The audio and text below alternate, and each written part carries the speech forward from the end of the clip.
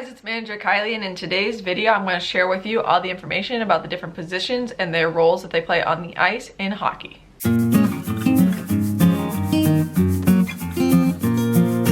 So today I'm going to go through the different positions in hockey and the different roles that they play with each other and how they interact on the ice. But if you guys are interested in more sports administration, coaching tips, and drills just like this that you can use with your team, definitely hit the subscribe button and turn the bell to get notified every time I upload or post a new video every single Wednesday at 2 p.m. Eastern time. So I'm just going to go through all these different positions and their roles. There's generally 6 people on the ice: your goalie, 2 defensemen, and 3 forwards. So I'm going to go through the different roles of the forwards, the defensemen, and the goalie and how they impact each other on the ice. So to start off with the forwards, you have your 3 different forwards, and their main goal is to score. They are there to push the puck up the ice and be able to score into the opposing team's net. They are also generally shorter in height than your defenseman, and your center is generally your shortest player, with your wings being slightly taller, just because they're generally faster in speed to be able to get up and down the ice. So starting off with your center, this person's usually in charge of the offensive plays when they're in the offensive zone. They're also generally the person that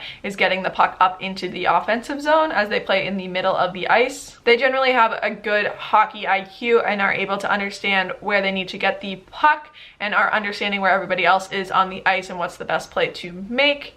They are also very good at stick handling, as they generally have a lot of control over the puck. They are generally good playmakers as they use the puck so much, and they are also the person that takes the face-offs, and they need to be strong at being able to win the different face-offs against the opposing team. They also generally cover a lot of position on the ice, so they are covering a lot of different spots on the ice, getting where they need to be. As they are the center, they can swing to different sides where they need to be open, and then when they drop back to play some defense, they're generally trying to cover any gaps that are in the defense that other players need to be covering. If there's a gap and somebody on the opposing team isn't covered and the pass could be going to them, they are there to cover that gap. The next 2 players for your forwards are your left and your right wing, and these 2 just are kind of opposite each other. The left wing stays on the left side of the ice and the right wing stays on the right side of the ice. They're usually pretty strong with the puck, getting it up the sides, and they are generally strong on the boards, as they do play a lot against the boards. They generally have good vision of being able to find open teammates. They want to get it into that center to be able to shoot, or shoot themselves. They want to be able to figure out where the passes are coming. As they're coming up the sides, they want to be able to see if somebody's coming up the opposite side to be able to pass it over to them. Their main goals are to shoot the puck, battle opposing players against the boards, along with stopping the other team's defense from intercepting passes. On the offensive zone, they generally stay in either their left or right corner, depending on which wing they are, and hugging closer to the net. And then on the defense, they generally play near the blue line against the opposing team's defender on their side, so either their right defender or left defender. So the next 2 players on the ice are your defensemen. Again, you have a right and a left defenseman, so they're kind of just mirror each other. They play behind the forwards, and their job is to stop the puck from entering their zone. They want to stop the puck from getting anywhere near the net for the opposing team to be able to have an opportunity to score. Even though generally they play defense, they do often assist with goals and can score goals themselves.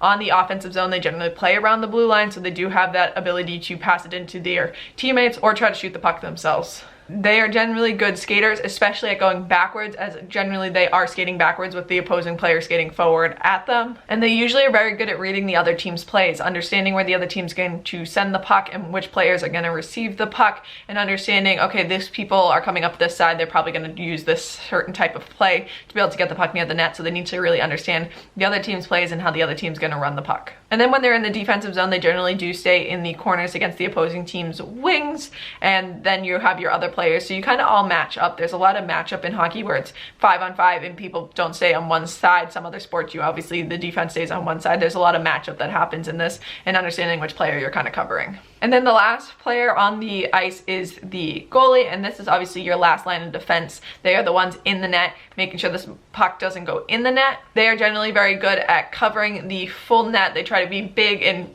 cover everything. They have a lot of equipment on, obviously, that helps them do that. And they also generally do stay at the net. They rarely leave the net. They generally stay in front of the net, as if they leave the net, there's the chance of the other team obviously getting it. And the net is their home base. Generally, the only times they leave are if they're just going to pass it out to one of their defensemen while the other team's subbing. And if they are losing at the end of the game, sometimes people will pull the goalie and put in another player to allow for a stronger attack, but that does leave the net empty. They also also work to make sure that they can cut down all the different angles of the puck. They want to make sure they can always see the puck and understand where the puck is coming and the different angles that it could be shot at to be able to get in the net. You want to make sure as a goalie that you're blocking as much of the net as you can to make sure that there's limited space for the other team to be able to score, and you're also dropping those pads where they need to go to make sure that you can get the puck and stop them from the other team. So I hope you guys found this video helpful. If you're interested in seeing more roles and positions for any other sport, definitely let me know in the comments down below. I will have a playlist linked at the end of other sports positions and rules if you're interested in checking that out. But I hope you guys enjoyed watching, and I'll see you next Wednesday.